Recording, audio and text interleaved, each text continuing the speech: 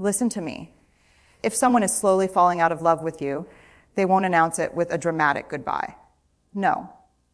Love rarely leaves with noise. It leaves with silence, with distance, with tiny cuts to your heart you keep excusing. And if you stay unaware, you will start blaming yourself for a love that is already walking away.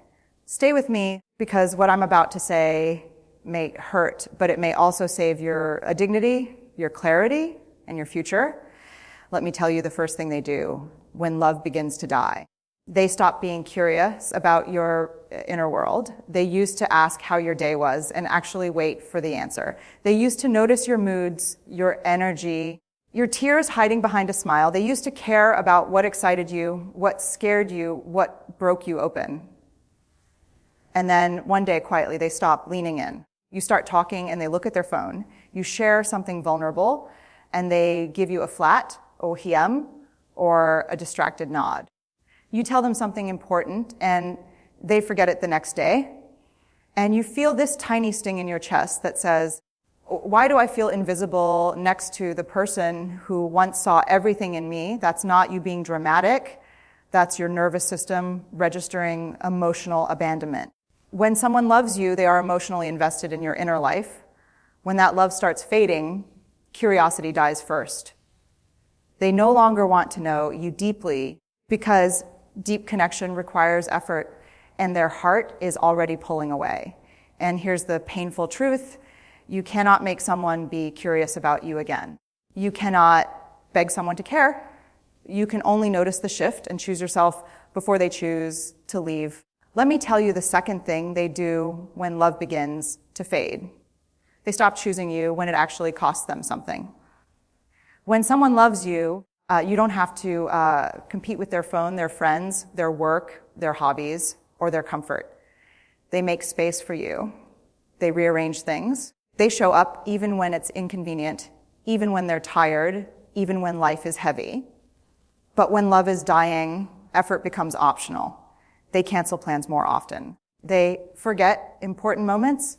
They say they're too busy, too stressed, too exhausted, yet somehow they still find energy for everyone and everything else.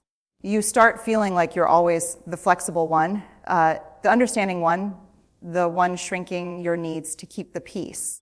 And you tell yourself stories to survive the pain. They're just going through a hard time. They still love me. They're just overwhelmed. I shouldn't be so needy, but here's the hard truth your heart already knows: people make time for what they value. Always. Love doesn't disappear because life gets busy. Love disappears when someone stops prioritizing connection with you. And the most dangerous part, you start over-functioning. You start giving more, trying harder, being sweeter, quieter, easier to love. You abandon yourself just to stay chosen by someone who has already emotionally stepped back. That's not devotion. That's self-betrayal. When someone loves you, you feel like a priority, not an obligation. You feel wanted, not merely tolerated. So if you notice that you're always the one reaching, fixing, adjusting, waiting, that's not a rough patch. That's a rupture in emotional commitment. And it deserves your attention, not your excuses. Let me tell you the third thing they do when love is quietly slipping away. They stop fighting for the relationship. When someone truly loves you, they don't run at the first sign of discomfort. They lean in when things get hard. They want to understand you, repair the rupture, close the emotional distance. They care more about connection than about being right. But when love starts dying, conflict changes. Suddenly, every serious conversation feels like a burden to them. You try to talk about what hurts you, and they sigh. You bring up your needs, and they roll their eyes. You ask for reassurance, and they accuse you of being too sensitive, too emotional, too much. They stop trying to fix anything. They say things like, "This is just how I am.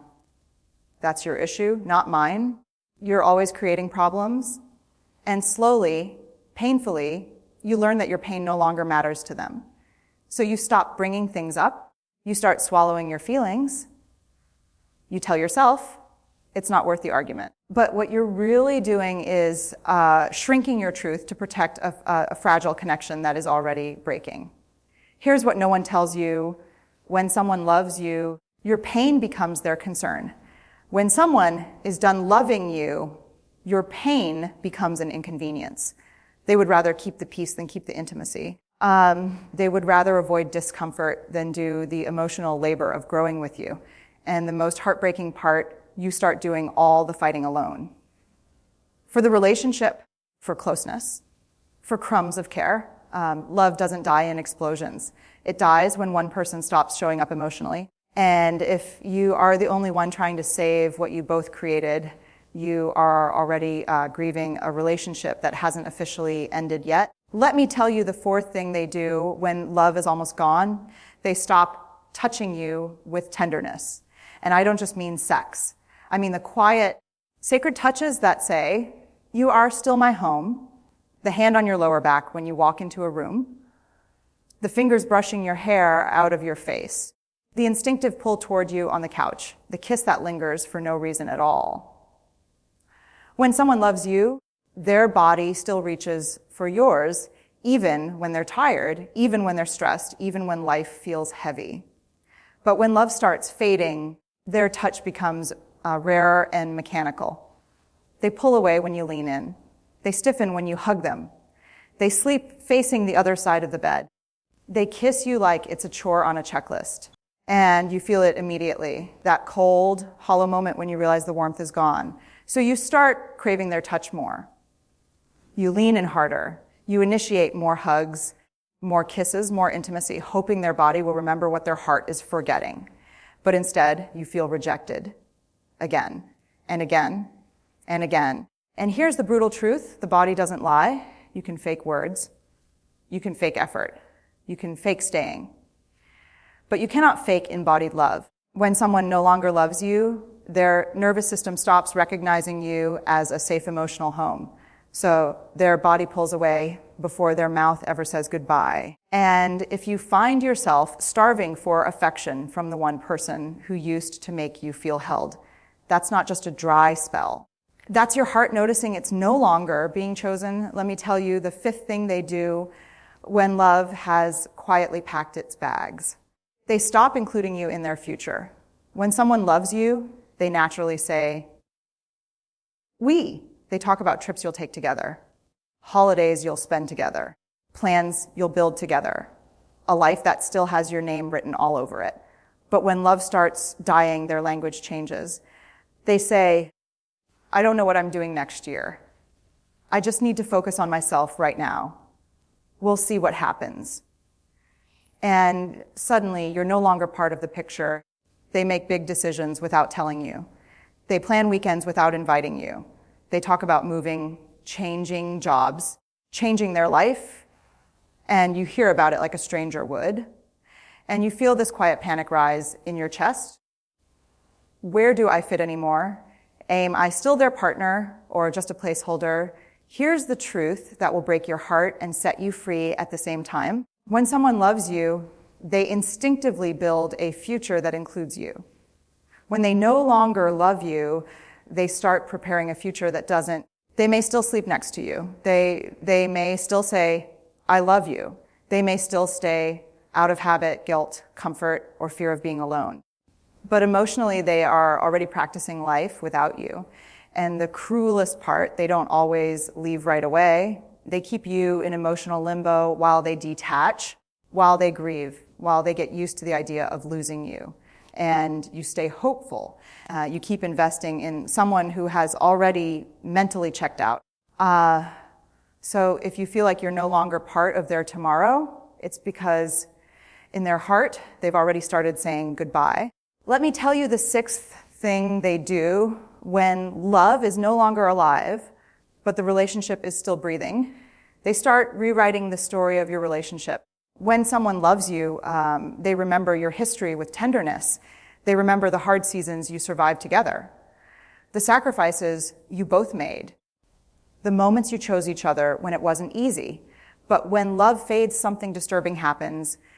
They begin to minimize everything you were. Suddenly, they say things like, "We were never really that compatible. I don't think I was ever truly happy. This relationship has always felt wrong to me." And you sit there, stunned, because that's not the story you lived. It's like they're erasing your shared reality to make their emotional exit feel justified. This is called emotional revisionism. It's what people do when they no longer want to feel guilty for falling out of love. So they rewrite the past to make you the problem, the relationship the mistake, and they're leaving the inevitable truth. And here's what hurts the most. They start blaming you for things they once accepted, even admired about you. Your sensitivity becomes too much. Your needs become clingy, your boundaries become controlling, your love becomes suffocating. They turn your humanity into a flaw. So you start questioning your own memory. Was I really that bad? Did I imagine all the good moments? Was our love always broken? No, it wasn't. What's happening is this: they are emotionally detaching, and to survive their own internal conflict, they are devaluing you. It's easier to leave someone you've turned into a villain in your mind. So if you feel like your partner is suddenly rewriting your love story into a tragedy where you're the problem, that's not honesty, that's emotional exit preparation. Let me tell you the seventh thing they do when love is almost completely gone. They become emotionally cold and strangely polite with you, not angry, not explosive, not even openly cruel, just distant, flat, neutral, like you're no longer their lover, you're their coworker. They stop sharing their feelings with you. They stop telling you what's really going on in their inner world. They stop letting you see their fears, their hopes, their softness. Conversations turn transactional. Did you pay the bill? What time are you leaving? Don't forget to lock the door. And you start feeling this deep, aching loneliness, even though you're still in the same room, the same bed, the same life. That's emotional withdrawal. It's what happens when someone has already disconnected from you inside, but their body hasn't left yet. And here's what's terrifying about this stage. You can't fight it. You can argue with anger. You can repair after conflict. You can negotiate needs. But you cannot compete with indifference. Indifference is the emotional opposite of love. When someone no longer loves you, they stop being emotionally responsive to you. Your tears don't move them. Your joy doesn't light them up. Your pain doesn't soften them. You feel like you're talking to a wall that used to be a person who adored you. And because they're still nice, you start gaslighting yourself. They're not mean to me, so maybe I'm overreacting. They're still here, so maybe they still love me. But listen to me, love is not just staying. Love is emotional presence. And when someone becomes emotionally cold toward you, that's not a phase. That's the beginning of the end. Let me tell you the eighth thing they do when love is nearly gone. They stop reassuring you and start making you feel needy for asking. When someone loves you, your vulnerability softens them. Your fear makes them want to hold you closer. Your need for reassurance makes them lean in and say, I'm here. You're safe with me. But when love is dying, your needs start to irritate them. You ask, we okay? They sigh. You say, I feel like you're pulling away. They get defensive. You ask for a little more affection, a little more closeness, a little more clarity, and suddenly you're labeled as insecure. Too emotional, too needy, too much, and something inside you breaks because all you're really asking for is proof that the love you feel is still real. But instead of reassurance, you get distance. Instead of comfort, you get criticism. Instead of safety, you get shame. So you start silencing yourself. You stop asking for what you need.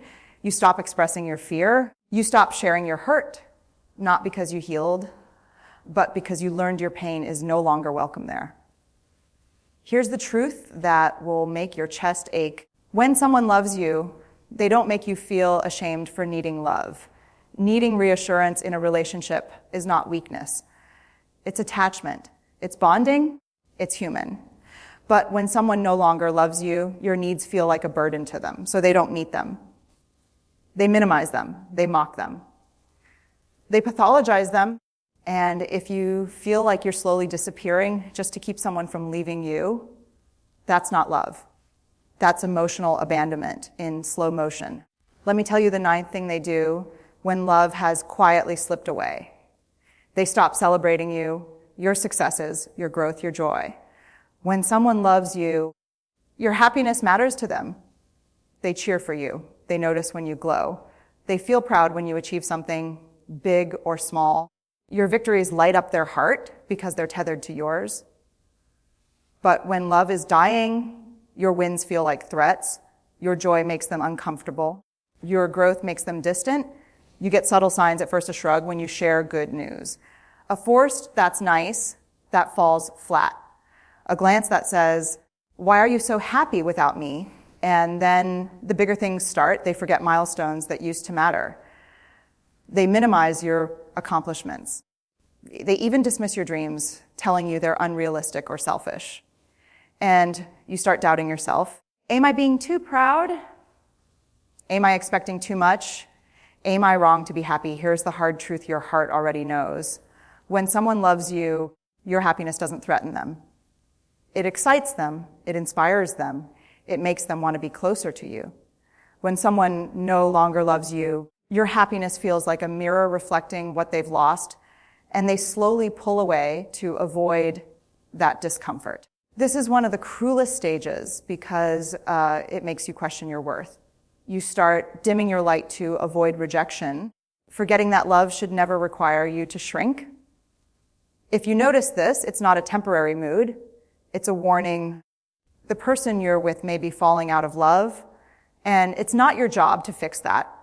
You deserve someone who celebrates you, all of you, without hesitation. Here's the 10th and final truth, the one that can hurt, but also set you free.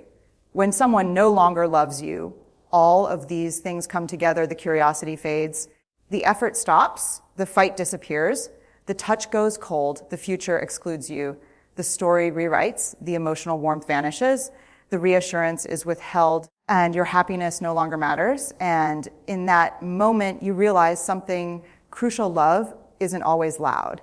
Sometimes it disappears quietly, subtly, leaving behind a person who looks the same but feels gone. But here's the freedom hidden inside this pain. Noticing these signs is not about blaming yourself. It's about reclaiming your power, your dignity, your life. It's about seeing the truth clearly before you waste another second hoping for what's already gone. You don't have to fix someone else's fading heart. You don't have to wait for them to remember you. You don't have to shrink, plead, or dim your light to keep them around.